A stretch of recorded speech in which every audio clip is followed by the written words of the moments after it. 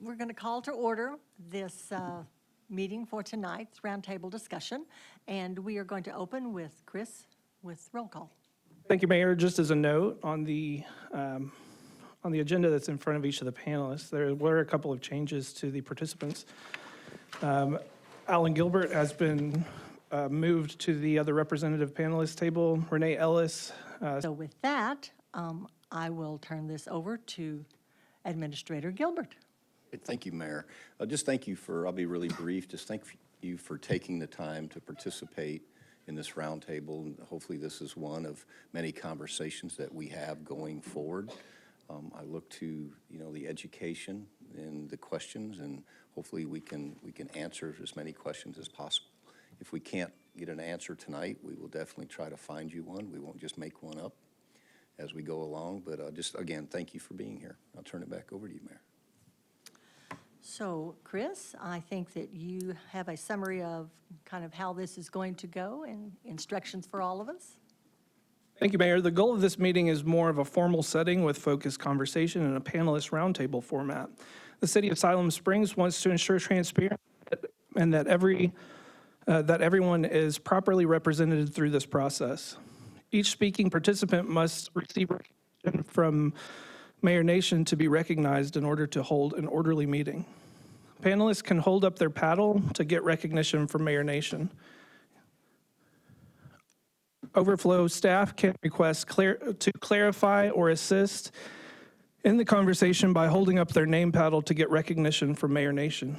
Audience members are represented in the panel by a county justice of the peace or by Mayor Nation. However, this is a panel discussion and audience members are present for observation. All comments and discussion needs to be one speaker at a time and clearly into a microphone to record all discussions. Thank you, Mayor. Thank you, Chris. So with that, we will begin our discussion. Just very quickly, I would ask that if there is anyone here that has an electronic device, that you please silence that so we do not have an interruption during this discussion time.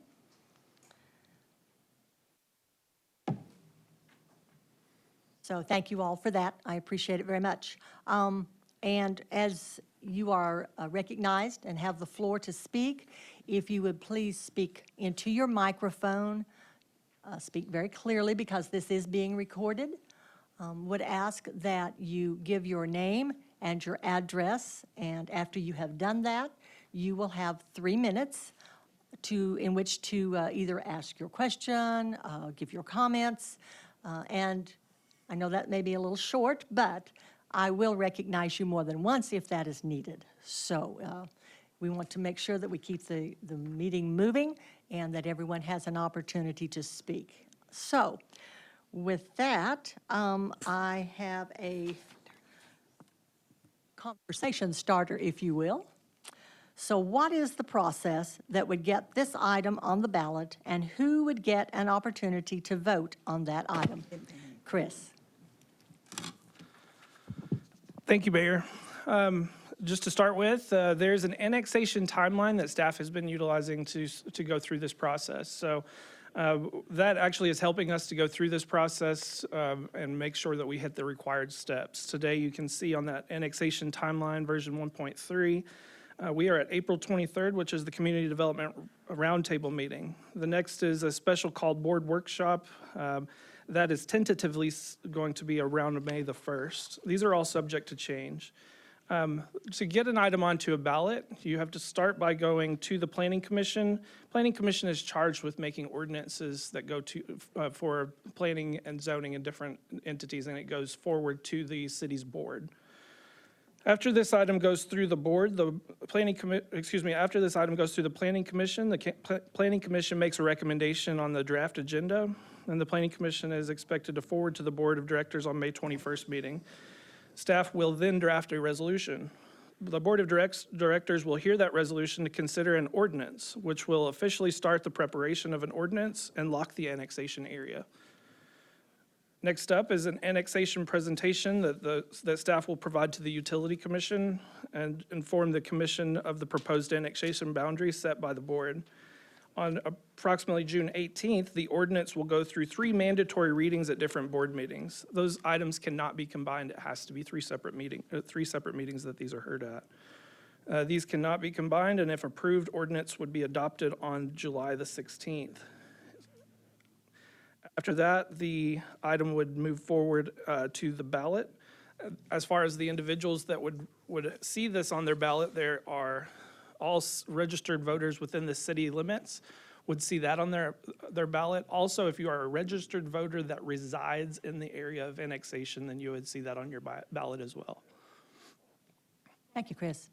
Is there anyone that has comments or questions on the information that he has just presented? If there is not, do I have comments or questions from the panel concerning the annexation?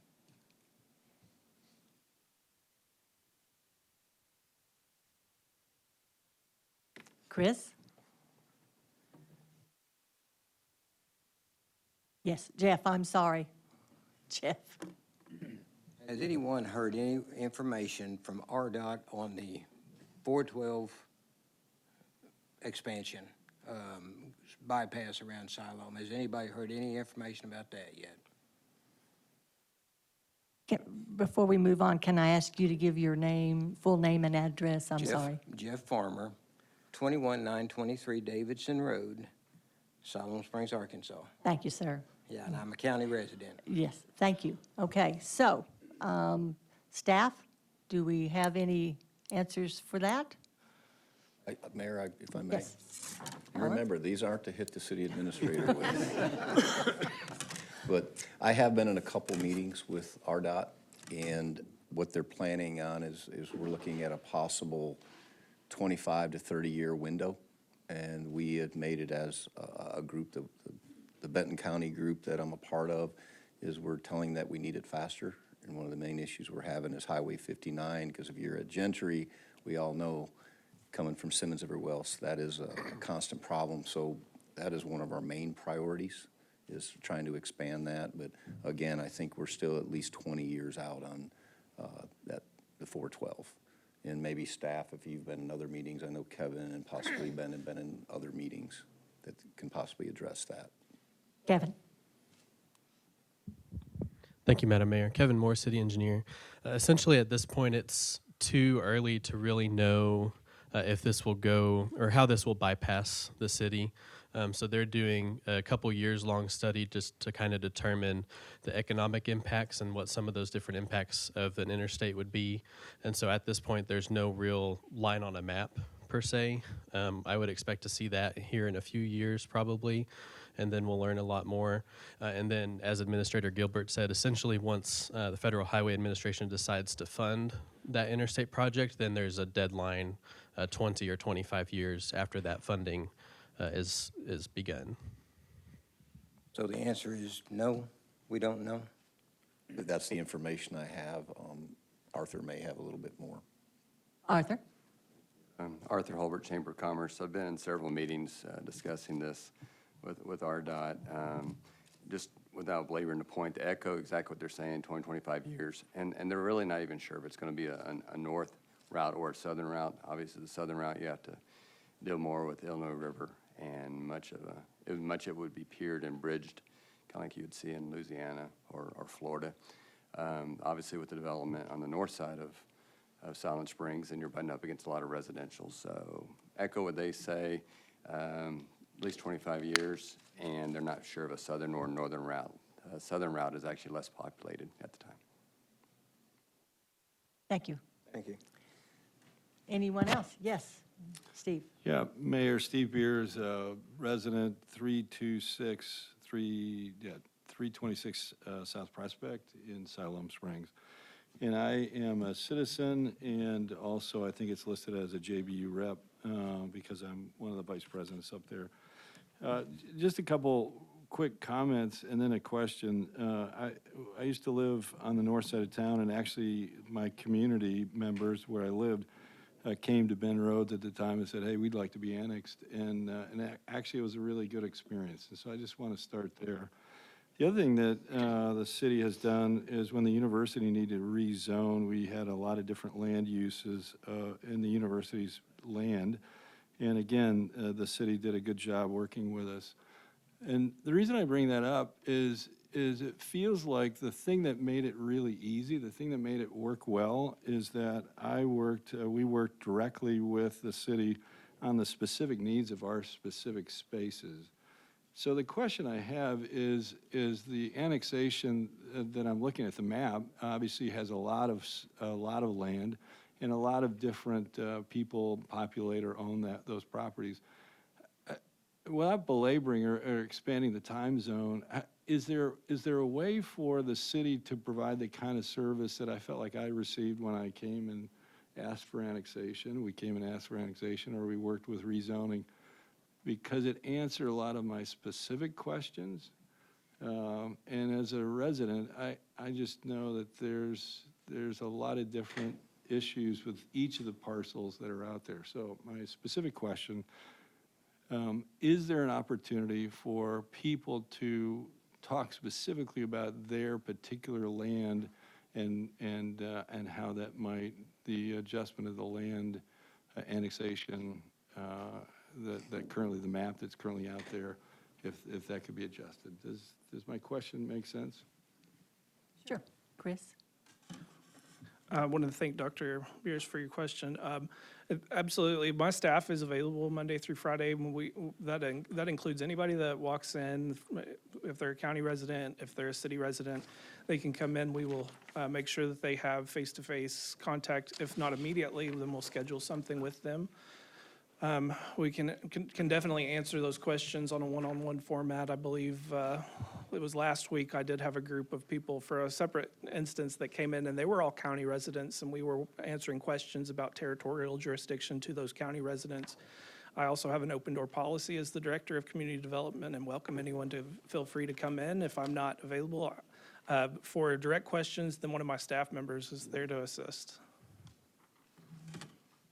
Yes, Steve? Yeah, thank you, Chris. I appreciate that, and I'm sure that you'll do a great job. So in those conversations, is there an opportunity for the map to be redrawn, or are you just answering questions about how, hey, this is what's going to happen? Yes, Chris? So the way that works is we are collecting the information. Staff is not the one that is setting the boundaries. What we do is collect the feedback. We provide that feedback either to the city administrator or to the board. We're going to collect information from each board member. If we see something that would benefit the residents of the city, then we will push that. We'll make sure to push that to the front. For example, if there's a strip of street that was omitted from the plan, then we want to make sure that we're having a complete network system for our transportation network, and we want to make sure that those areas are covered. As far as down to the micro level, I know that there's a lot of farmers that are concerned about the zoning requirements and some of those types of questions. Whenever those people come into us, a lot of it is just Q&A. They ask us what would change. We talk to them about grandfathering and land use, and different topics can quickly settle some of the concerns just face to face. Great, and again, not to belabor this, but I do think the people I've talked to, this was their biggest question. If there would be a concern, and if there's an opportunity for some of those maps to be redrawn, and I'm not asking for a wholesale change, their process would be to talk to you, and then that would go to who to make the final decision on redrawing, if any of those, that map would need to be adjusted. For the map in its current form, for there to be changes, it would go to the city administrator, and we would communicate with each of the board members. That's a little bit of a lengthy process because we have to work with them one at a time, Right. unless we have a public meeting. So Right. the city administrator is that liaison between the staff and the board. So he would work with the board individually and determine if they wanted to make those changes, and we would change the boundary based off of the will of the board. I appreciate it, and by the way, I don't have 30 people who are saying they're going to fill your office tomorrow, so you don't have to be anxious that. I'll be on vacation until next week. So- All right, well. But my staff is always available. Appreciate it. Jeff?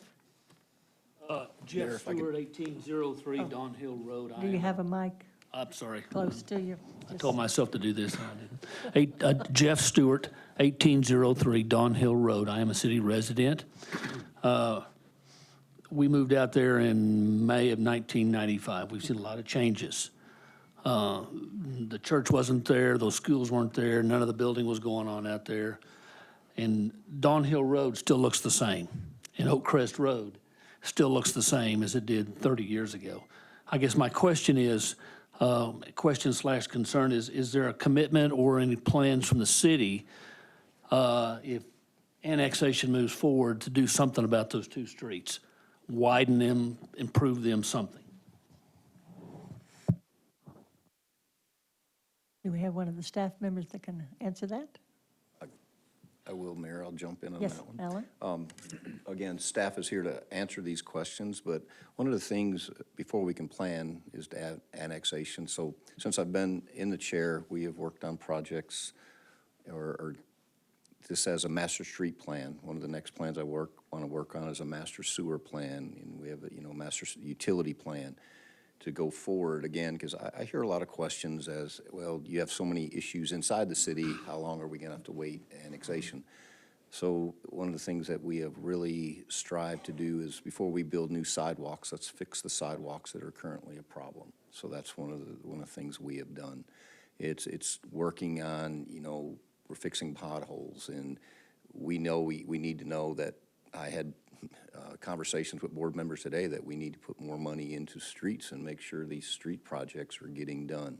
So if the annexation goes through, that would be one of our priorities, to make sure those areas get proper streets and proper maintenance and the things they need. So we know we have issues and we have hurdles to jump, and it's part of putting our different policies in place and different plans in place, and making sure those are getting done yearly. Just not saying, hey, we have a plan, but saying, hey, this street is done. We want to do in '24. Next year, we want to have this in '25. After that is '26, where at least people can know in the next 3 years that we're going to get this done, and just not, hey, this is on a plan, but we want to set deadlines for these type of things. And those are things that we are planning for as a staff. Does that answer your question, sir? Yes, Chris? And then I'll come to you, Arthur. I'll just really quickly add to that. When we're talking about street maintenance, we have two different levels of street maintenance. Essentially, you have the short-term maintenance, the quick fixes, where we have a form that's on our website that's the Fix-It form, so the residents have access to that. They can report things like potholes and get someone out there quickly to do those quick fixes while we do an assessment on larger projects and get those on different calendars. I think that some of the comments that I've received from the public include, are we going to get, in the next few weeks after this annexation, someone out here to redo this road? And while there may be that quick maintenance, it's kind of more realistic to say it would become a part of a greater plan and a greater project. I think that's what what City Administrator Allen was referring to, is to get it a part of our different plans, so. I mentioned Don Hill Road and Oak Crest, but there's also the west end of Davidson Road that I think would also need to be addressed. But if you guys are on top of that, that's great. But if annexation would take place, I think those would be priority streetwise, sure enough. Thank you, Jeff. Arthur? Thank you, Madam Mayor. Arthur Holbert, Silent Springs Chamber of Commerce. I know the discussion's early, but in terms of comments that people have asked me about are in regards to taxation. So probably a couple of questions that would be, how would county residents' taxes increase or be affected if annexed? Will city residents have higher taxes resulting from the annexation? And then obviously the same theme of taxes. If someone has a business currently outside of the city limits and then becomes inside the city limits, what will be the impact on that business? Will the sales tax go up? So I can repeat myself if you'd like. Two of the questions are actually on here, but the third one is if a business is annexed in, the impact of that sales tax. Yes, Christina?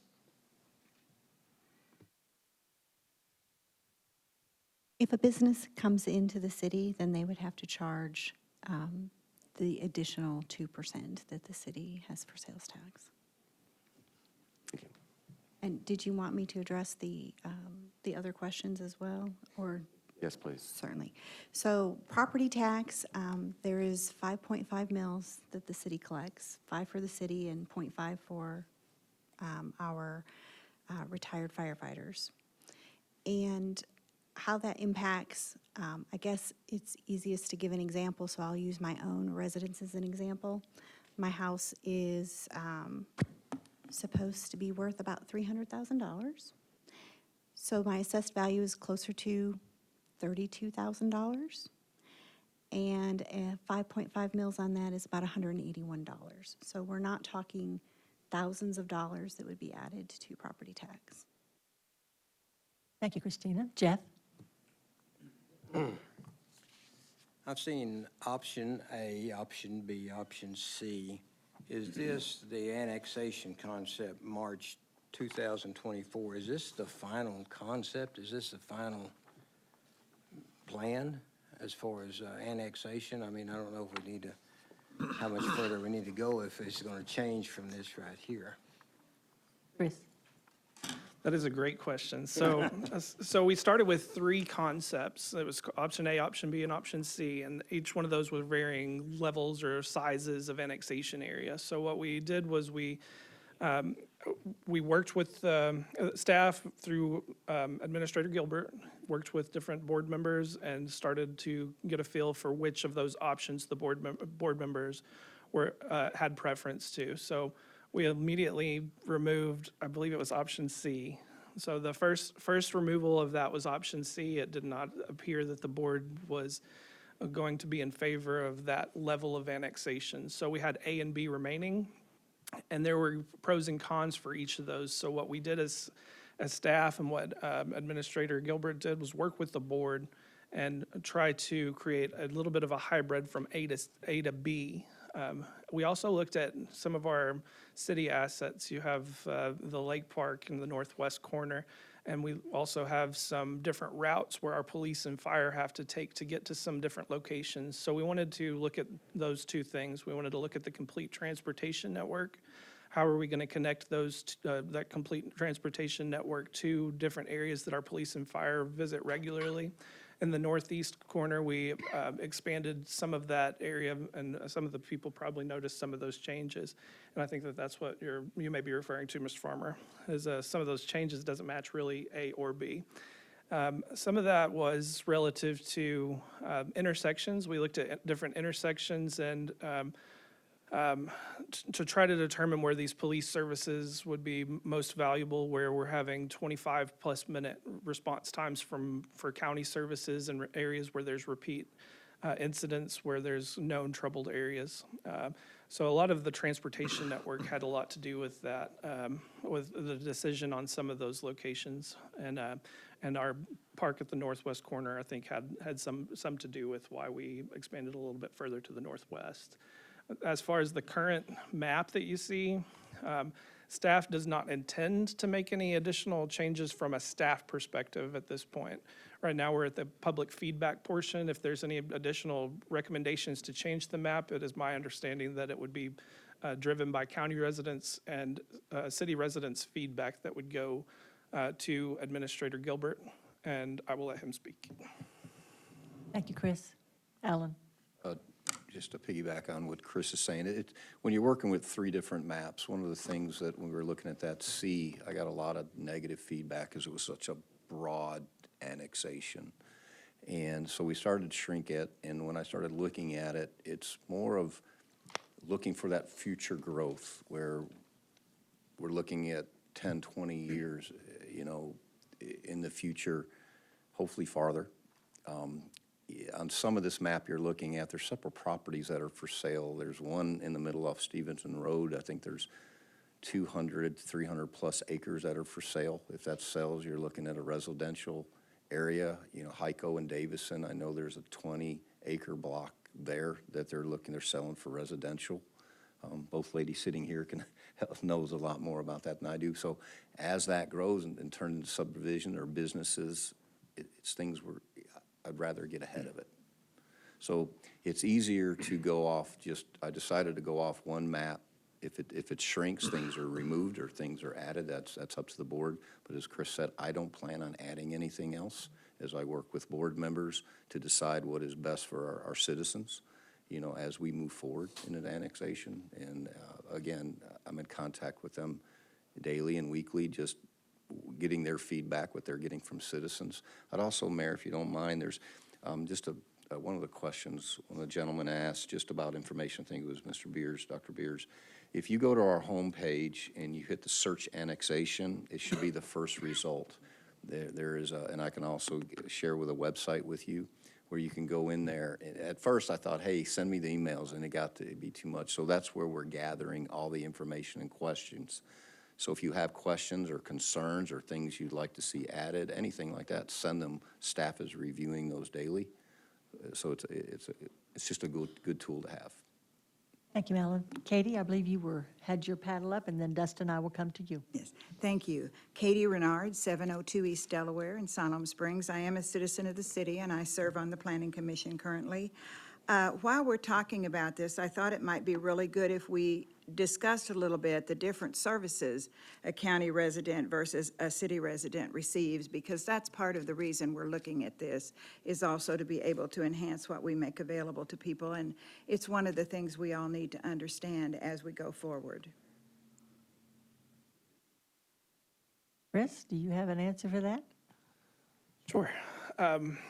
So this may vary based off of which county resident you are, because it's my understanding that some county residents already enjoy some of the benefits. However, starting with fire services, right now it's $50 a year for outside of the city residents to be within the fire service. However, any of the individuals that would be annexed would automatically fall into the fire services. Police services, as of right now, if you're outside of the city limits, your police or patrol services are from Benton County Sheriff's Department. I believe the average response time is 20 to 25 minutes in the evening. The average response time for the police department here is I believe it's between 6 and 10 minutes max.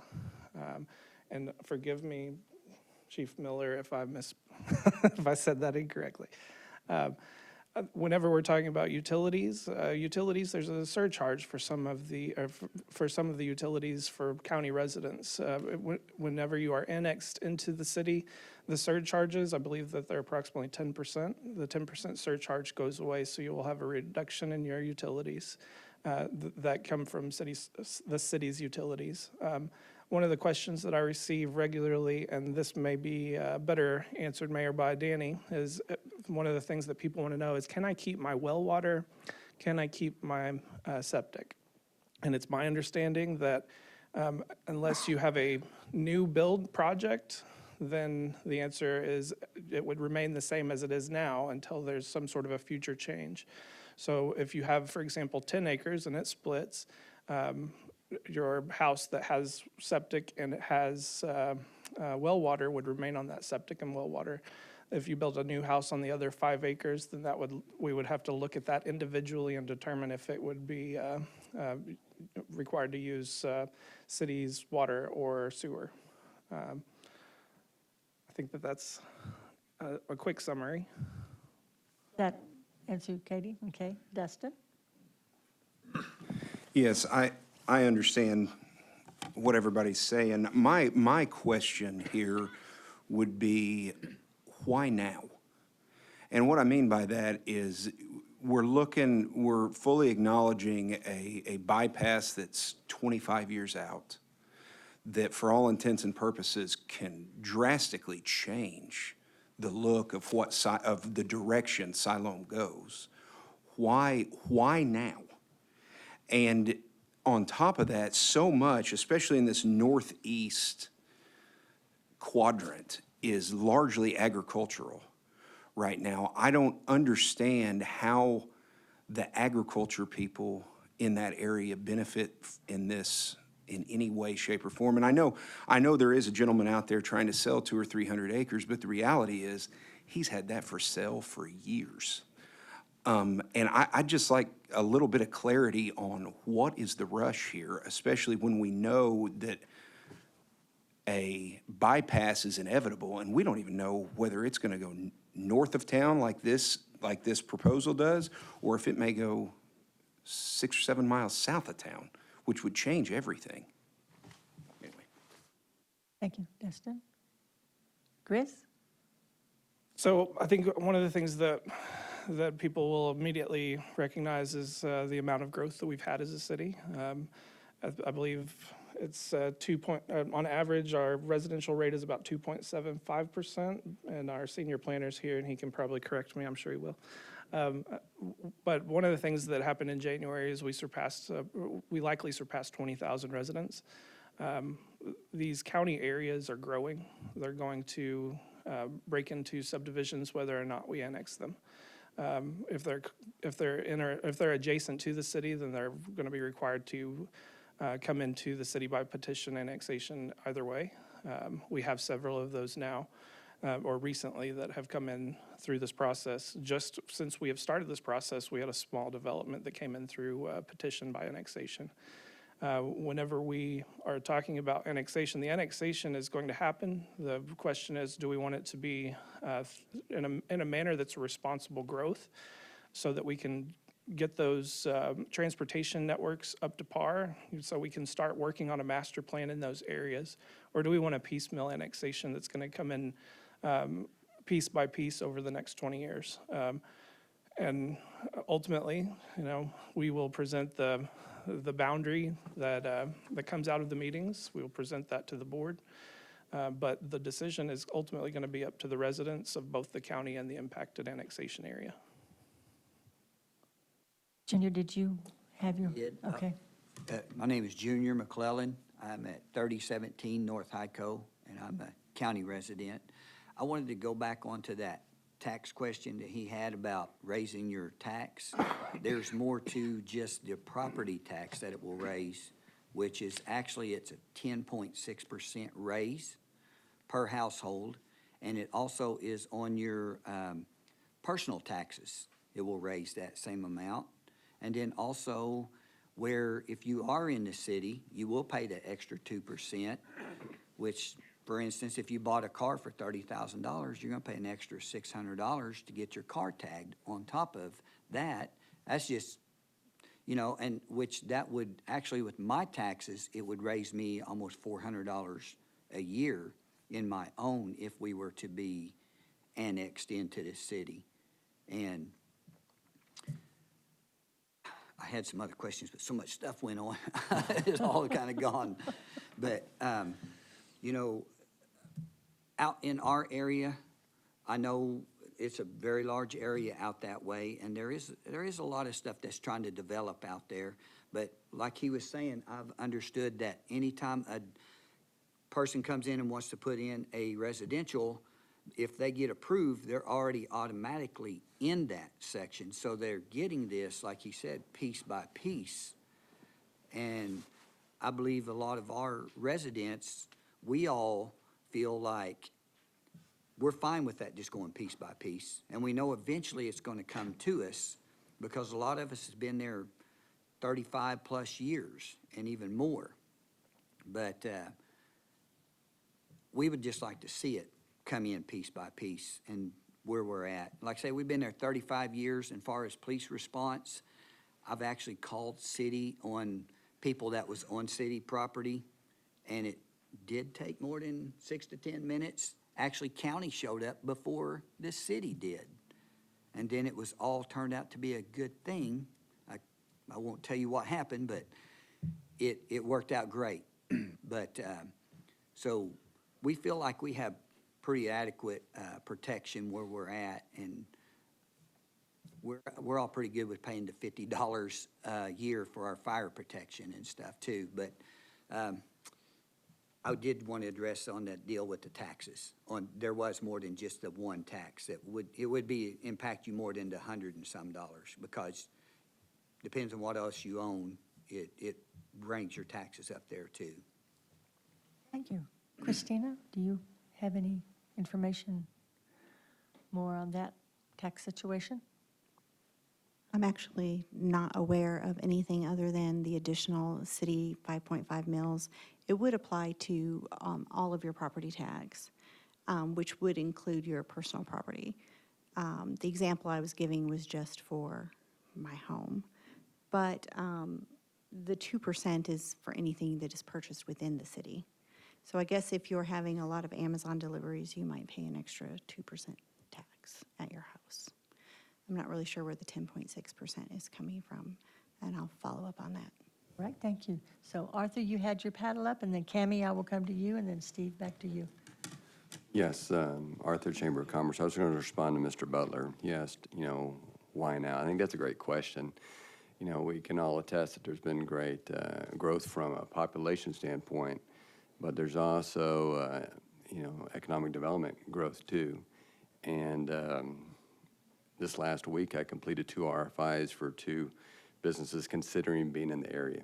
So you look at those areas right there, some of the things they look at in those gaps could be access to electricity, which Siloam Springs offer, access to sewer, access to water.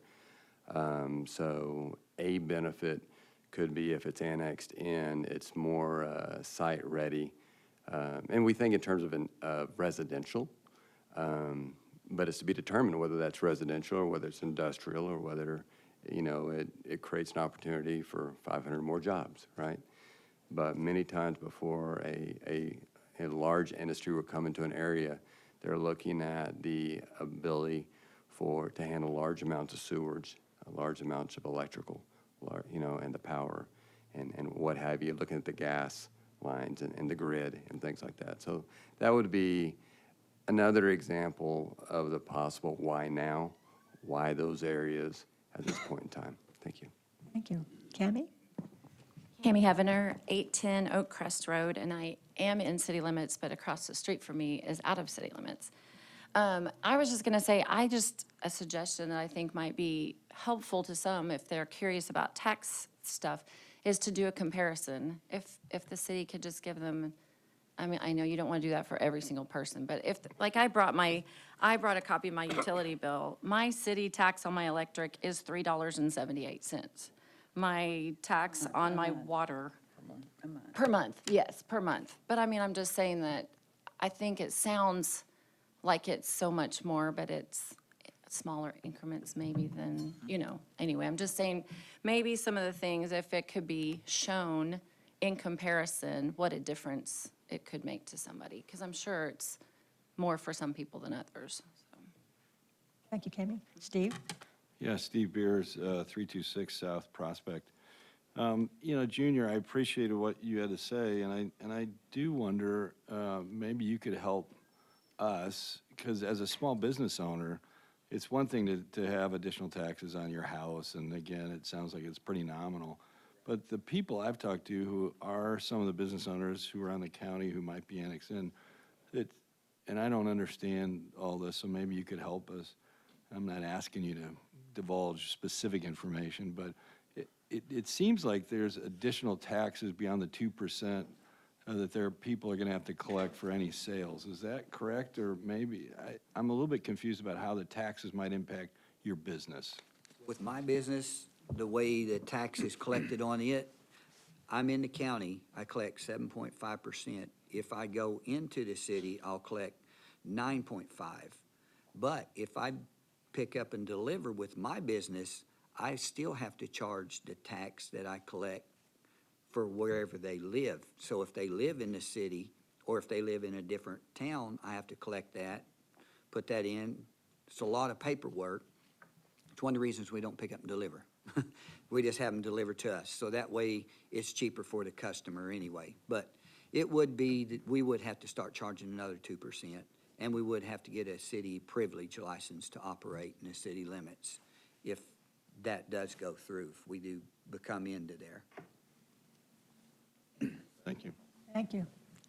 Yes, Chris? I did just want to clarify, city business license, the business privilege license is free in the city of Siloam Springs unless they allow that to lapse, then there would be a charge. But those are through our department, and we do offer those for free. It's more of just to ensure that we are following that process. Thank you, Chris. Anyone else? Yes, Alan. And then Jeff, I'll come to you. And I appreciate just the really good feedback and questions. This is what it's about, is educating and learning and seeing your concerns. But with Mr. Butler's questions, why now? You know, when I became city administrator, one of the things that was put before me was a board goal that was done a couple of years ago about annexation. And I believe the board saw the growth. And we have, our population science says 17,000, but we know right now we're pushing 21,000. We live in a county that is one of the fastest growing counties in the nation. I'm not saying this will happen, so please don't take it that way. But our fire service does an excellent job. I couldn't be more happy than what they do. But they have become so stretched out. As we grow, their services grow. And they're constantly, hey, we need more firefighters. Well, it's hard to constantly add firefighters to go way out into the county like we've been doing, where one of our main focuses need to be our city and our city residents. When you only have so many, I'm not saying that service would go away, but as we grow, it's hard to find the funding to keep letting them grow, to grow for the county, when my main focus needs to be the city, if that makes sense. Say you have, Chief Vanetta, how many ambulances do we have right now? Two in service. So one of those could be, 15 miles out. And we need, ambulances here. So as we grow, if annexation goes forward, if it's approved, I know I would probably have to add another ambulance or more firefighters to make sure you're getting the services that you need. The areas, and Arthur hit a great point, in the meetings that we're in, we have businesses that want to come here. We have residents want to come here. As this growth goes, we have to grow. I heard State Senator Dees make a great point, and I won't be as elegant as him, but he talked about growth like our children. When our children were young, they started feeling all those pains and, in their joints, and it was growing pains. We're feeling that as a city, and all we can do is let it grow. And I'm not looking at massive growth. I've tried to be very strategic in the growth that I put in the annexation. I've tried to be very responsible, not just to take property to take it or annex it. That's a better word. It's just being strategic and responsible growth, what we need going into the future. And I don't think we have taken this big, huge bite, because if you look at Country Club Road, I gave you maps earlier, we're already surrounded by the areas that we're looking to annex. And I'm just trying to be strategic. I think it's down by Kenwood, we have the school district that is looking to build an elementary school in the next 4 or 5 years. There's areas on Kenwood that we have to go around with our snow plows and different things like that, because we don't, you plow the snow or whatever it is, and you lift your plow up because we don't have that street, and we got to go around to stay in city limits, or we just drive straight through. So we're trying to be very strategic in what we're doing. And I know, I've looked at it. I've lived in the county. I've been a part of this, in the past. But it's a part of the growth. It's a part of what we have to do as a city to keep expanding. I don't want to bring businesses in here, but, trying to keep utility costs down. Right now, we know GRDA is coming in, and we're looking at a possible 20% increase over the next 5 years, 4% in October. We haven't had an adjustment in 3 years. We're still, Phil can probably talk about, we're still one of the lowest in the area to keep providing these services for you. And that's a lot of the, Phil, I don't know if we really can't talk too much, but we're in deliberation with Carroll Electric right now about service territories, and have an annexation, knowing what those service territories need to be. If they're annexed in 15 or, 20 years, 5 years from now, and we don't take that territory in, then we got to pay for it. I think, is it, Phil, 3 times?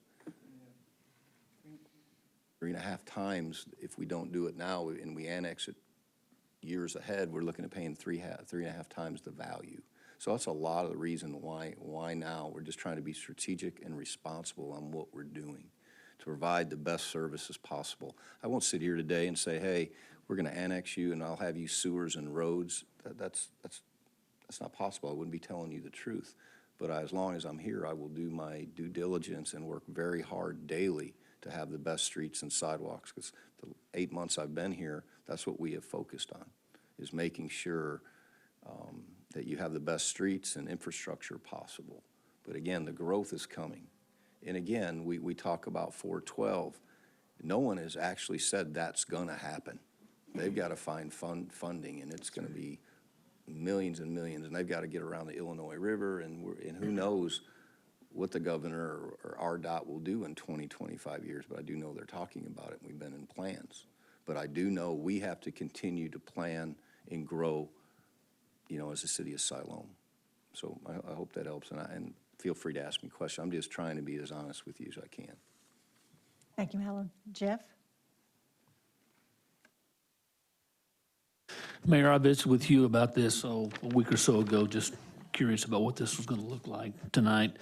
And I mentioned earlier the streets, okay?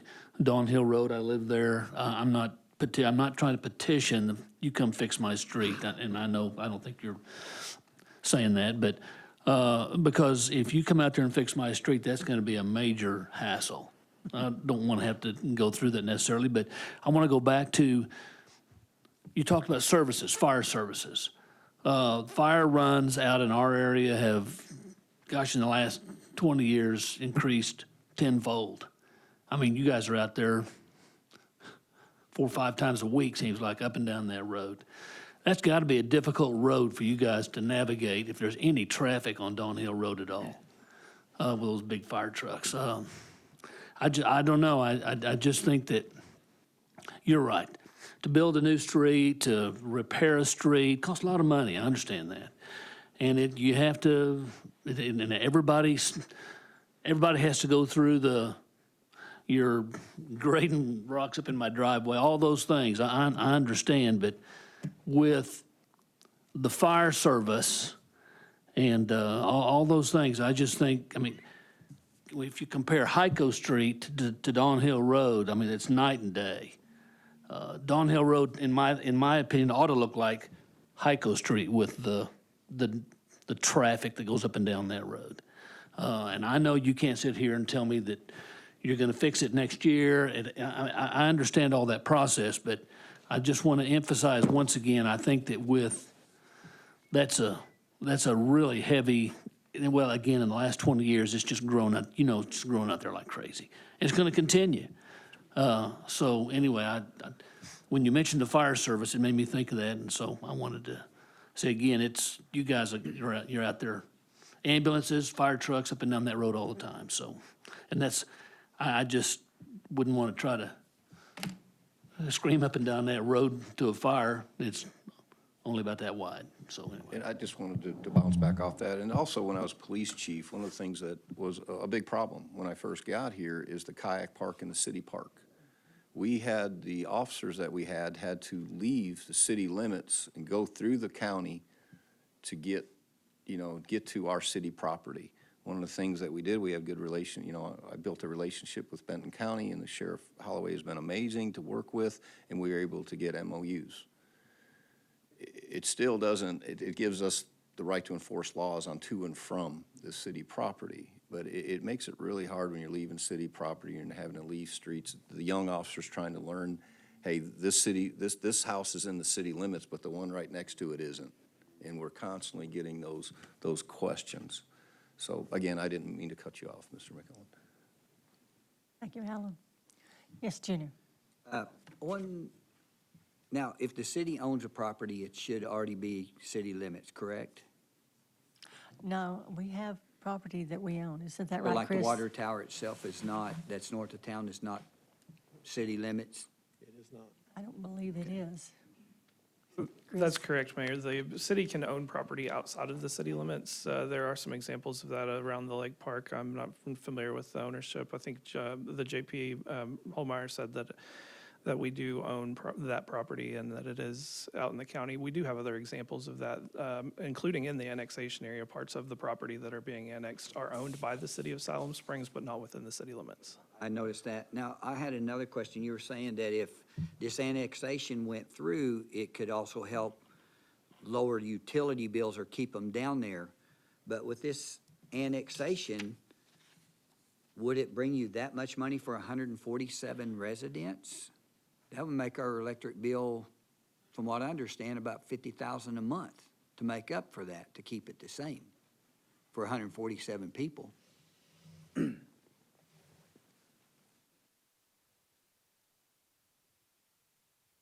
Chris?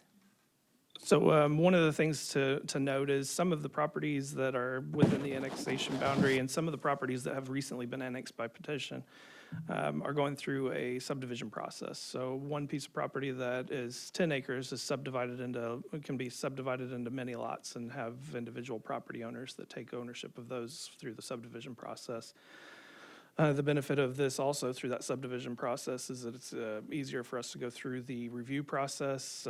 It's a faster process. It goes through city standards. So whenever we do have those lands that do get subdivided that have been sold off, then they have to meet the city standards from the front end, and they are already annexed. So we can start seeing those people pull those building permits a little bit faster. But probably the better benefit to discuss on that is, for example, we had a subdivision that was along Davidson Road.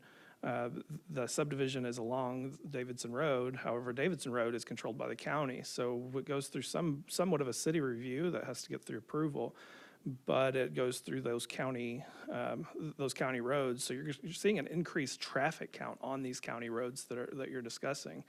And as those areas like the one that I was just discussing, I think it's Castlewood subdivision, for example. Castlewood subdivision was built along this path. That's going to increase the car count on those areas, and that's going to still be up to the county to maintain those roads at this time. So hopefully that didn't overkill your question. No, but on what I was saying there too, I know when they get annexed in, you're already gonna get that electric. So instead of, as you go along, you automatically get those electric people as you go, instead of getting it all in just one big bunch and you've got it. I mean, the process works like it is already without changing it, as in doing that much property at once. You know, instead of annexing so many acres, that's still, this is not much less acres than what they proposed the first time, which was a whole lot more farmland. And there's still a lot of farmland left into this. And we know the city's going to grow no matter what. It's not going to stop growing. It will, even if it's chunk by chunk, instead of just all in one big burst. I think, and I'm sorry I didn't raise my paddle, but to answer your question really quick, the first C, if I remember right, that was double the acreage and double the homes that were coming in. We've basically cut it in half less. When you're, and Chris, you may want to talk about this a little bit. It's not just 147 residents. We know that's not going to make the electricity, but it's, let's just say the 20 acres sells on Hyco and Davidson, and all of a sudden we do 20 houses on there. That's 20 houses. If the 300 acres sells on Stevenson, how many houses are we looking there, or businesses, or a factory comes in, or whatever? That's the potential growth, that's strategic growth, the responsible growth into the future, trying to get prepared for that. It's just not about the 147. Right, but it would still, they would still get in there as you grow, even if it wasn't annexed at one time. It would still, you would still get that many homes at each time that would happen. Correct? Possibly. It's hard to answer that question, because again, this, are we going through the county to get to this subdivision, just like we are on Davidson Road, you know, where that subdivision possibly wants to come in? If we don't annex Davidson Road, and I saw it today, there's a lot of work, and the roads are blocked, so I know Mr. Farmer's having a hard time probably getting to his house and having to deal with that. But that's going to be blacktop. You know, who's going to keep up with that? Is that going to be the county? And if the subdivision comes in and we don't own the road in front of it, how do we maintain that road with the subdivision?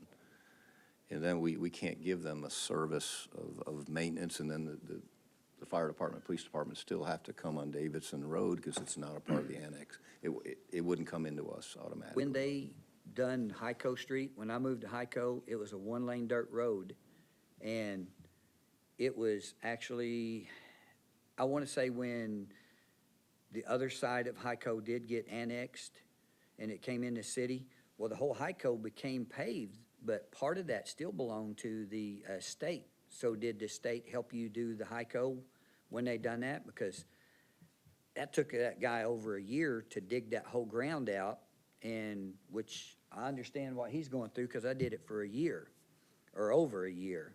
It's the same problem that we're having on Airport Road. I get constant complaints. It's part of our master plan. We're trying to get we'll start working that in the next couple of years, and we've had a meeting with Judge Mooring, and just last week, or 2 weeks ago, we run an issue where we own the first part of it in front of the airport, and then we're splitting it down there. So it's getting, hey, are you guys gonna help us, work on this road? And that's part of why it's part of the annexation process, where we can get in there and I've get. understood that that's what held up Oak Crest for all these years too, because county didn't have money or didn't want to do it at the time, and Siloam wanted to fix that road. And it is a very, very high traffic area out there. It's like, I call, now that they built the bi-dock out there on Sherry Whitlock, that's almost like the north end of what I would call a bypass now, because there's so much traffic. And then it puts it off onto all the other people that don't want to go that now. Now it's shoved them even farther north down these roads. So once you open up those roads even bigger, it's even going to be worse. So I think, Ben, you have a comment about maybe this conversation, so let me come to you, and then Christina, I'll come to you. Yes, And thank then you. Dustin, I'll come to you. Ben Rhodes, Senior Planner. I just wanted to point out that not all development that happens can annex in. That's only developments that are on the periphery of the city. So, for instance, Castlewood is not in the city limits because they don't join. And so we call that leapfrog development, where there's utility lines will go further out from the city limits and it will allow development to happen. And if we don't do an annexation like this in a larger area, those areas will just kind of develop haphazardly over time, and it becomes extremely costly to try to annex in those people after the fact, because then you have to do individual petitions, voluntary annexation for 100 people, that type of thing. And so Dr. Beers can attest to that, like how difficult it was to get Villa View to come in because it was, so many different landowners at one time. So it's more strategic to take in a wider area when it's not developed and then plan for the growth later on. So. Christina? Basically, following right up off that and reiterating what Administrator Gilbert said, was that if we take in this land that is undeveloped, then we're not paying for the ability to service them for electric. Because if there's, Carroll Electric is on that property, and it's time for them to annex in because we've annexed in piecemeal all the way around them, now we have to pay whatever their utility bill is for a year times 3.5, plus we have to buy all of their equipment at their book depreciated value. So for the city standpoint, and the fact that we have an electric company, it is much more strategic for the city to annex these properties into the city so that we are the provider of those services before they build out. Because purchasing them from Carroll after they build out is almost cost prohibitive. You're saying you have to purchase from Carroll to take over what they have, what is their jurisdiction? Right. Dustin?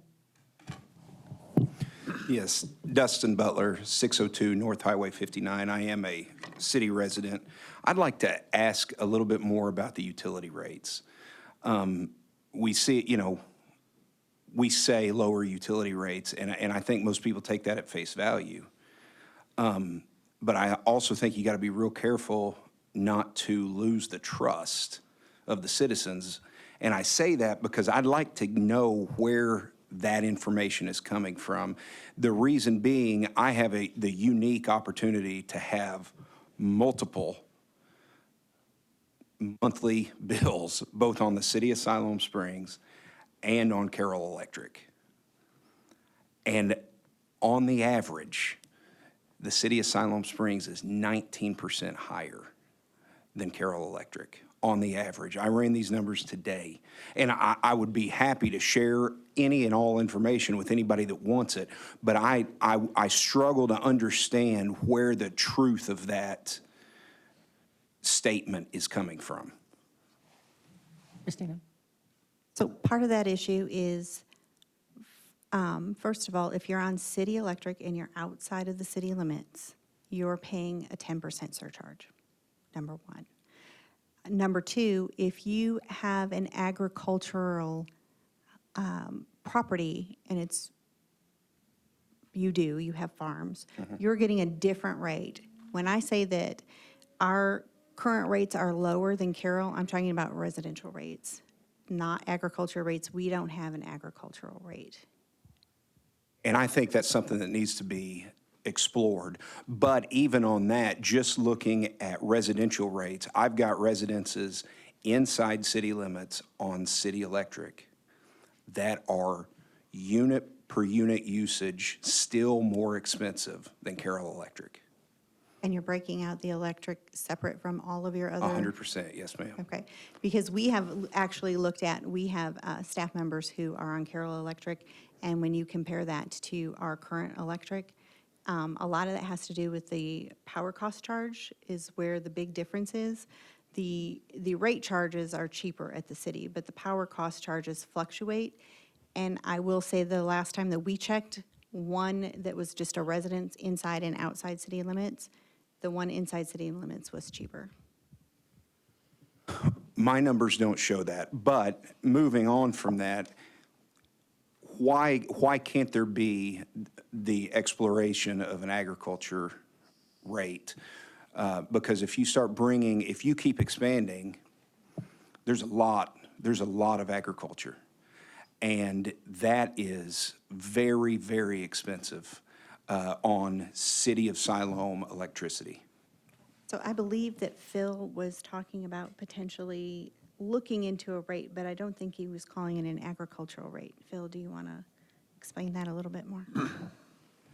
Yeah, in the city, we have our industrial rates for our large power customers. We have a small power rate, and then we go to our commercial rates. And so if we develop a rate that's between the commercial and the small power, then we've got to be careful that we don't show favoritism just for, because we based on usage is what we do, not agricultural or large or small or whatever. And so we've got to look at the overall picture that whatever rate we offer, it's something that will work for the city overall. And so to answer your question, I think we should look at an agricultural rate. But we just we don't have that many agricultural customers, but I think it's something that we sure should look at as we annex. And so before I come to you gentlemen, Renee, you had your paddle up a while ago. You have a comment? I just wanted to kind of expand on what Ben said and remind everyone that if you are outside of the city limits and you are on city services, it's within our planning area, there is an agreement that everyone signs before they get those services that states if the city ever decides to annex, they will accept the annexation without arguing about it. And we have several of those that we are now filing with the county. I can't tell you how many since I've been here, but a lot of people that are outside, but within the planning area, do go ahead and get our services, but they do have to sign that pre-annexation agreement that says, yes, we will come in if the city ever decides to add that land to the city limits. Sure, thank you. Okay, so Steve, we will come to you, and then Jeff? I'm glad I heard the word voluntary annexation. Is this actually a voluntary annexation, or is this some kind of forced annexation or something? Yes. This is annexation by election, so if Once the item goes through and the boundary is set by the Board of Directors, it'll be on the November ballot if that's the will of the board. And I believe it's simple majority. I believe the city clerk may have additional information. But if that item passes on the November ballot, then the boundary that was submitted with that ordinance and that was on the November ballot would become the official annexation boundary regardless of those individuals within it. So this, we can say this is not an official boundary. That's right? correct. That's correct. The annexation concept that you have is exactly that. It has not been set by the board. I believe if you look at your timeline, the date which it is likely to be set, if the board so chooses, would be the May 1st, and then it would go to the Planning Commission for additional considerations, and then staff would do that resolution. Until the board adopts that resolution, the boundary is not set. So right now, it's still in the concept form. We wanted to make sure to bring all of the county representatives and try to have this conversation and provide as much feedback from those impacted and city residents as possible to the board for them to make their decision. So Steve. if we have, I'm sorry. I'll call them customers, just for lack of a better term, if we have people who boundary up to the, wherever the boundary is going to end up being, if they decide they don't want to be in the county, now, everything I remember happening in the past, if you didn't want to be in the city and you had property that actually bounded up to the county, you could opt out of being in the city limits. Is that still in effect? So currently, the annexation concept that we have is the one that staff would be going forward with as a recommendation unless the board changes it. So the staff would not be making additional recommendations to change the current boundary on the annexation concept. Any additional changes to that would come from the board. So is that something the board would be interested in doing? Alan? That's something that, I'll be having meetings with them, and again, I have daily, weekly meetings and additions or subtractions until we get, I think the next meeting we have on May 1st, we have a workshop with the board, and we'll be discussing, I've had board members say we need to certain areas, and I've had board members say, hey, I don't know if we need to add this, but this, as a whole, this is the best plan going forward that we have worked with. So again, as we have additions and subtractions, we'll know as we go forward. But I can't tell you what will be removed. I see, Alan. You remember that part in the city website where you could actually go in and voice your opinions about the annexation, for it or against it? Is that all been compiled into some kind of big list or something of people who is not interested in being in the city limits or people who want to be in the city limits? And I've made the board aware, and Chris, I'm sorry, I've made the board aware, and when it comes to annexation, I've been a part of them before, it's 85% of the people that are being annexed are not for annexation. So you're looking out at every 100 people, 85 do not want it. And again, at the end of the day, it's what is best for the city, going forward with strategic growth, going forward responsible growth, what is best for the next 10 to 20 years. So yes, Chris, if you want to answer that question, we are compiling lists daily. Thank you, Mayor. Yes. So what we're trying to do, there's a lot of information that comes, and eventually we're going to have to break this down into a presentation. So what will be presented to the board? The first meeting that they'll have to receive the information, first of all, a lot of the board members have been active through the entire process. They're familiar with a lot of the concerns from the county residents. They've heard from a lot of you. But what will staff present? Staff is trying to compile this information into a presentable format, trying to get as much of that information into a presentation that will first go to the board. If the board determines that they're ready to move forward, they'll send that to the Planning Commission. The Planning Commission will also see that information. So that information, we're using it to compile and try to give a presentation to try to capture the opinion of everyone that to the best of our ability. It's challenging whenever you have I think we have probably less than an hour to give a presentation and trying to encapsulate everyone's opinion into it. So we're trying to look for those repetitive things. Transportation improvements, that's a repetitive item. People that are concerned about agricultural uses and grandfathering in, those are repetitive items that come forward. We also had we previously had the interactive town hall. After the interactive town hall, there's still things that occurred after that. We met as city, the department heads and myself and the planning staff met to try to compile that into a format that we can present that information forward to ensure that our board members and our planning commissioners are best informed based off of your feedback and based off of your information. Thank you, Chris. So Steve, I'll come to you, and then Junior, I will come to you. So it may turn into a forced Someday to annexation? me. Oh, and Katie, I'm sorry. So Steve, and then Katie, I will come to you. I'm sorry, I forgot your paddle was up, so go ahead. Great. And then I'll I'm come trying to to you, wake up gentlemen. Danny Farine here. Sorry, Danny.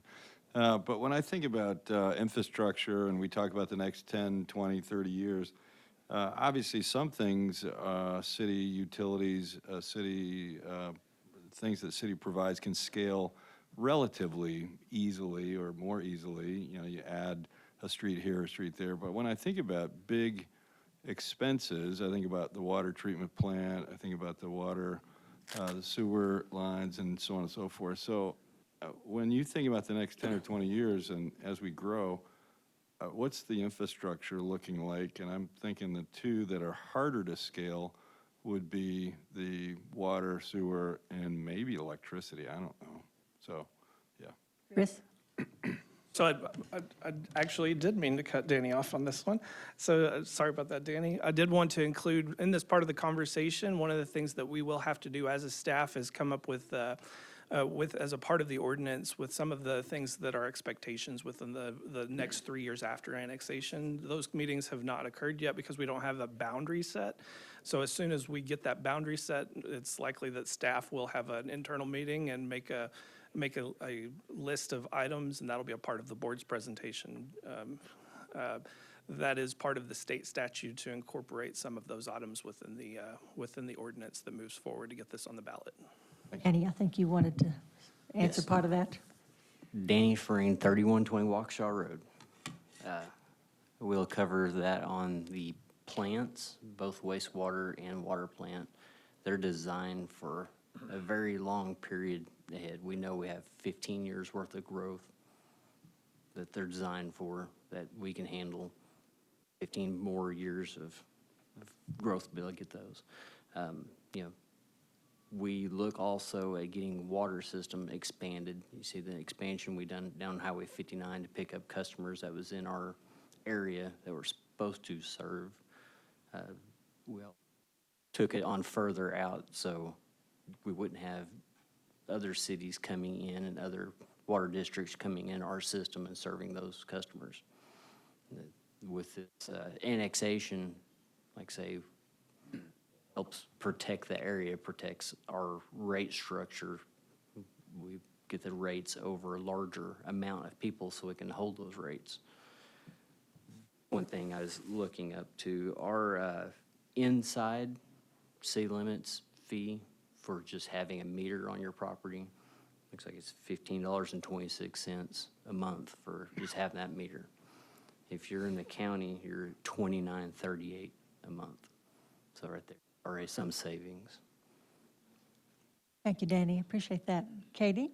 Thank you. I want to speak outside my area of expertise, but I don't think we've clearly stated where our electricity is coming from. We don't set the rates for our electricity, nor do we make our own electricity, right? Purchase our We electricity. purchase it from the Grand River Dam Authority, and we're in a contract for how many years? Is it 30? I think it's Is that 30 correct? years. 30. And they buy electricity from other big companies along the wires, and they pass that on to us. So people can't just say, if I get elected, I'll lower a utility rate, because you can't. We're in a contract for utilities. But what we're saying, if we sell a 20-acre lot, and right now, there will be, right now, the average lot size on residential housing that's smaller, 17 hundredths of an acre to a fifth of an acre. So you're putting 5 houses per acre. All those people will be, that'd be 100 houses on 20 acres if it worked out like that. I failed math. Ken knows. He and I went to high school together. And, but what we're saying is our utility rates are not something that we can just go in and change, but if we annex in a subdivision that's going to have 100 new people who are paying for electricity, it broadens the base and helps offset some of the increased costs that we're going to receive from our provider.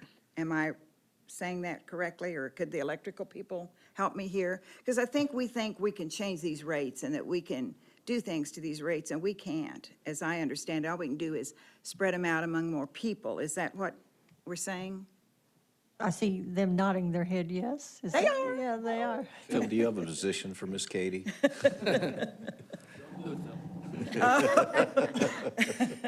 There are people who know you shouldn't. It's true. The city of Siloam Springs is really blessed by having a provider that has given us 2 main substations that feed our city.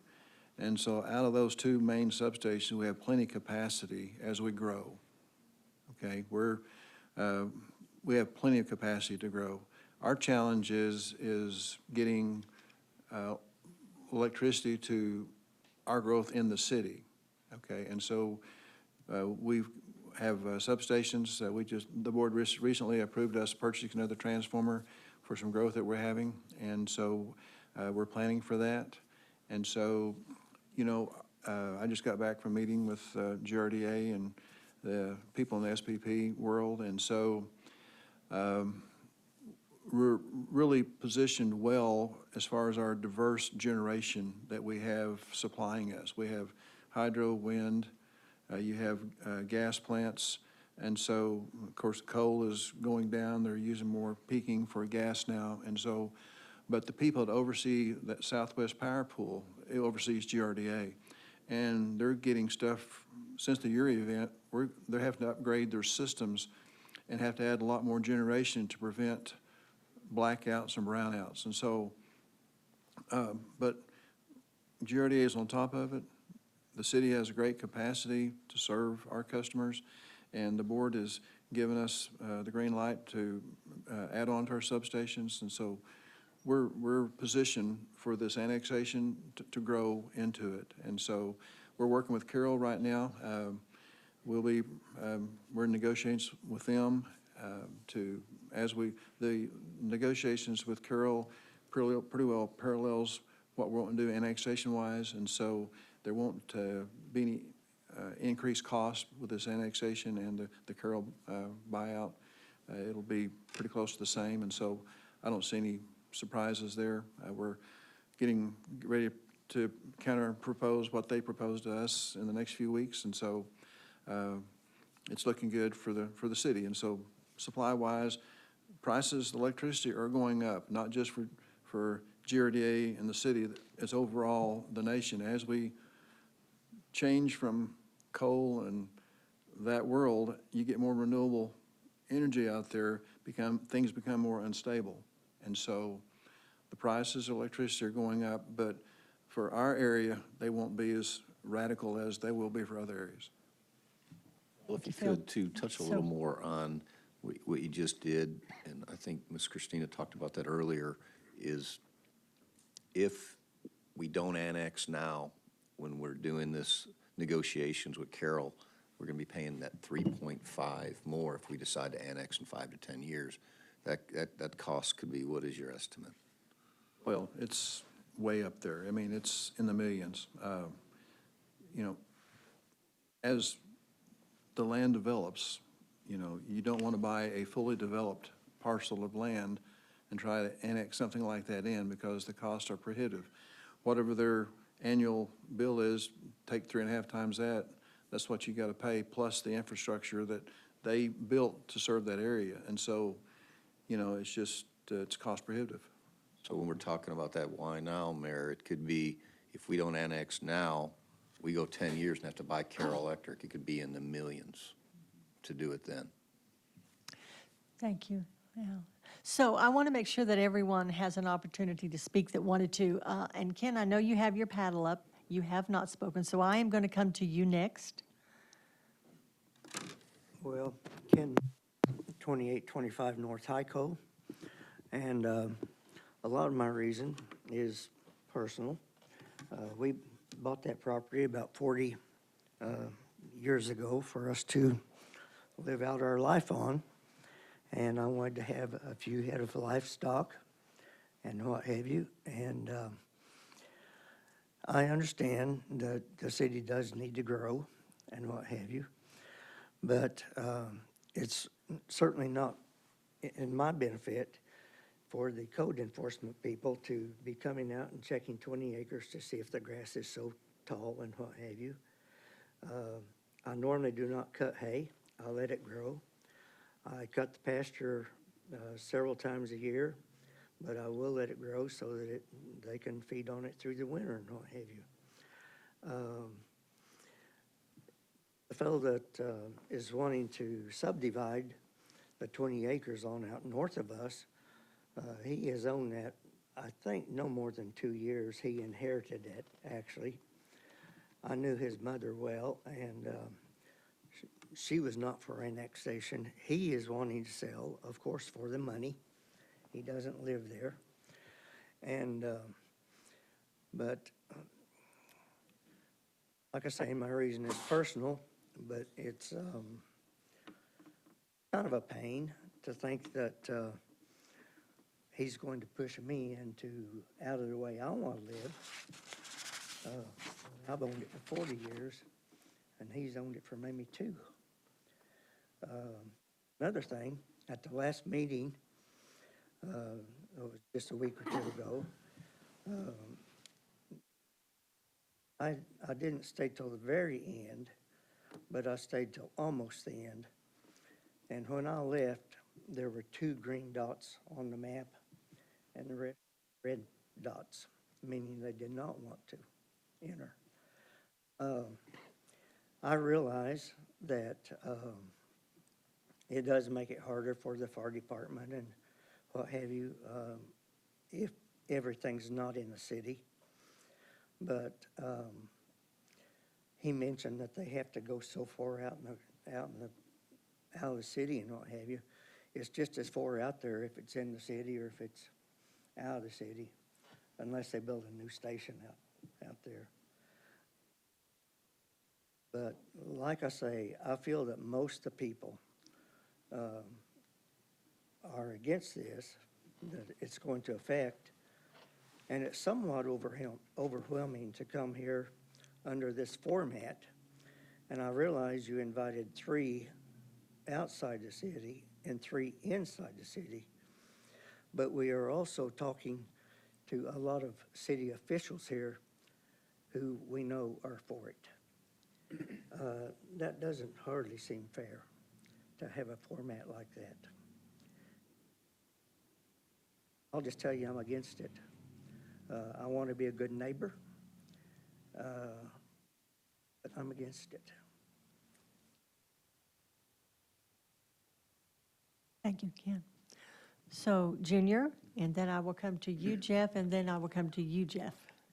I wanted to touch base on something that Renee brought up. She was saying that if you had city utilities that, and if you were out of the county, in the county, that you sign an agreement that you wouldn't contest that, you would be there. When I moved out there, that was about 35 years ago. Unless this is some kind of new deal, I was never informed that if the city wanted to annex me at that time, that I was already agreeing to that, because my understanding was the city had a 1 mile out of city limits jurisdiction, and that was their electric. So I had no choice on an electric other than that. Like you said, you can't choose Carroll and you can't choose city. You get what you get. But I don't know if that's something new. I know a person that lives along 59. His well went out.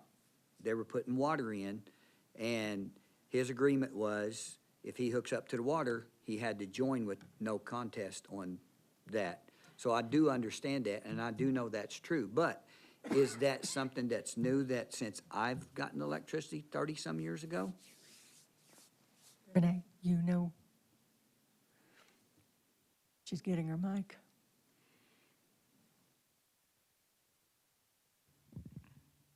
As you know, Johnny and I are the old timers here. Johnny says he remembers signing one in 1984. So I haven't been here that long. 10 years is as long as I've worked for the city. But they now come through me, and I have copies of all of the agreements that have been signed dating back for as long as I've been here, where they were stored before I came and started utilizing laserfish. I don't know, but I do know that it is something that's been going on for a long time. And the agreement goes with the property. So if I signed one or Johnny signed one in 1984 and he sold his land to me tomorrow, that would attach just like anything else if you looked it up on a title search if it were recorded. And all of the ones I have are recorded. So you can pull that agreement I signed 30-some years ago and show that to me? Well, I can't. They're saved somewhere if you signed one, but I don't have it. The ones I have possession of are just since I've been here. Right. I would like to see the one that I signed when I did purchase the electric, have the electric come in. And if you purchased the property from someone who had signed it prior, you wouldn't necessarily have signed When I one. moved there, it was a bare open field. And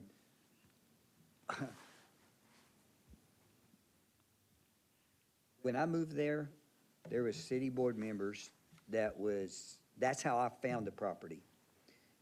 Is because the city purchased 5 acres and then they had 5 acres next to it and they busted it up. Well, I found that property through that board member because he was a real estate salesman. And also, there wasn't no signed agreement, but back when they built the tower, they said they were gonna build a road and it was gonna be paved to the tower. By the time it was said and done, the city decided to save some money, so they cut that part out. And then they also did not want me driving on part of that road. So they wanted to put the fence up and block it off where I couldn't. So I had to build a driveway next to it myself to be able to even drive to my property because they didn't want to fulfill the whole thing because I'd already moved there before they started building the tower. So a lot of things you can't go off unless, I was a young kid. I was 20-some years old, very early age. I didn't know to get these things in agreement and signed. And So we can- I really don't remember signing no agreement on that electric saying I would join the city limits. So Christina, you have more about that? I just would like to point out that I know that when I first started, and I haven't been here nearly as long, but there was an issue where the signing of that agreement was rather hit and miss. It wasn't not being done all of the time. Thank you.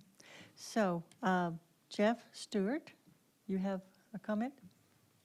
We're getting close to the time for, I know we're running short Yeah. here. Just real quick, where I live, 1803 Dawn Hill Road, when I bought that, it was 20 acres. And over the last, and then we had lived there just several years. Where my house was in the city limits, I had about 15 acres north of me that was not in the city limits. They annexed it, that's fine. They put sewer everywhere out there but on my property, but we won't go there. But over the years, and I've dealt with Ben, I've split lots, I've rezoned, and I've sold, and one thing and another. It's benefited me. We live in a great community. I've lived here most of my life. I love it here. But and I'm going somewhere with this. Give me a second. But if any of you have ever split a lot or rezoned a property to sell it, it's a cumbersome process. And I know over the last several years you've made some changes, maybe expedite that and move forward a little quicker, and I appreciate that. But I want to say you made a minute ago, Administrator, you made a comment, and I'm not getting on you on this, but you made a comment that can be, after having gone through the rezoning process and the lot split process, it's cumbersome, and you feel like, holy cow. But you made a comment a minute ago that could be interpreted by a lot of citizens as maybe make them raise their eyebrows a little bit. You said it has to do with what's best for the city. Now, I think I understand what you're saying. You've got a job to do and you want to do what's best for the city. But when people when they just hear that, they kind of raise their eyebrows a little bit and say, "No, wait a minute. What about us?" So I just want to say that, and I'm not accusing you. I'm just saying that can be interpreted a little differently than the way you meant it. So anyway. Well, thank you for that. And one of the things that, being the city administrator, my job is to do what's best for the citizens of Siloam Springs. I also want to try to be as transparent and have meetings like this because I care about the county residents also. And I want them to have a voice. I want them to have their questions answered. But again, when we're looking at this, and this is something that was a board goal, and my predecessor, they had visions of, hey, where do we have to go as a city? And they brought proposals to the board, which was passed, as a goal. It was voted on. That's what I inherited as the annexation goal. Do I think it's needed in the city? Yes. It's needed for growth, but I do care, and thank you for that. And that's not what I meant. It's just I'm worried about the citizens, no one else. No, that's why I want to have open forums. I want to have meetings. We've had websites. I want you to have input. And again, when this comes down to it, the board isn't deciding if we're going to do annexation. They're just deciding that it's going to go forward, and it's up to the voters to decide. We are just trying to come up with a concept, and if the voters decide this is not what they want to do, that's fine, and I will accept that. We'll move on to the next project. And again, we will do our very best as we go forward. But again, it doesn't concern me that we would pay into the millions of dollars, because sooner or later, I think the gentlemen have said, hey, we know it's probably going to fall in years to come. Do we want to do it now strategically and responsibly, or we want to wait to spend, possibly millions of dollars going in the future? But no, thank you for that. I do not take anything at all if I say something that wasn't my intent. But I do, at the end of the day, I try to do what's best for our city and our growth going forward, because daily I'm watching us grow, and I'm watching how tight it's getting, and I'm watching as Tyson's expanding, or not Tyson, I'm sorry, Lazy Boy, as they expand and other people are expanding and businesses are coming in, where's this growth going to go? And it's just trying to be, but it does matter, because I see these gentlemen, I want to shake their hands. That's why I told them I don't want to be hit with the paddle, because I understand that Mr. Maples, we talked, and I was impressed with him the first time I met him, and I respect his stance. And so, anyway, hope that answers that question. Thank you, Alan. So we are down to, really, time is up, but Jeff, you did have your paddle up for a while, so I'll let you. Thank you, Ms. Mayor. I wanted to touch on the landowners that do not live on the land that's being annexed and not having a voice, a vote as to annexation, or yes or no for annexation.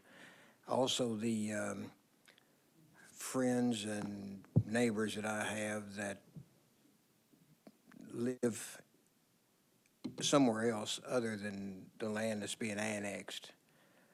They have a residence somewhere else, but the land that's being annexed does not have a residence on it, or they have a residence on it and it's not being lived in or whatever. The way I understand it, these folks do not have a vote or anything. They won't be called in to vote or whatever for annexation on their, well, let's call it hayfields or cattle pastures or whatever. Shouldn't they have a voice as to whether or not annexation, they vote for annexation or not annexation? And Chris, we'll let you finish up here. I can actually relate to that. I actually own a home in Siloam Springs as a city resident, but my primary residence is actually in the city of Fayetteville. My voter registration is with the city of Fayetteville. I will also not be, unless I were to change my voter registration before the deadline, I also would not be voting on this item as a city resident. What I would say, though, is this is a state statute that does this. It is not controlled by the city or the county. You would have to go to the county, I believe it's the county clerk's office, and determine for sure if it's going to show up on your ballot after the item gets approved by ordinance and moves forward to be on the general election. I think that comes down to you being a registered voter within the city limits of, or the jurisdiction of Siloam Springs. Is that not correct? Correct. Yeah, okay.